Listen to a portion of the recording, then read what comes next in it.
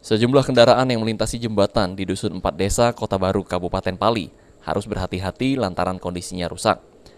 Atas hal tersebut, warga pun mengeluh karena pasalnya jembatan yang memiliki panjang kurang lebih 10 meter ini belum dapat perbaikan oleh pihak pemerintah Kabupaten Pali. Menurut salah satu warga, kini jembatan hanya bisa dilalui kendaraan roda 2. Sedangkan untuk kendaraan roda 4 harus melalui jalan alternatif karena khawatir akan ambruk. Jembatan ini sudah berapa lama Pak rusaknya? Kalau jembatan ini udah lama rusaknya. Ini cuma belum dibangun sampai sekarang. Apa harapannya Pak kepada pemerintah Pak?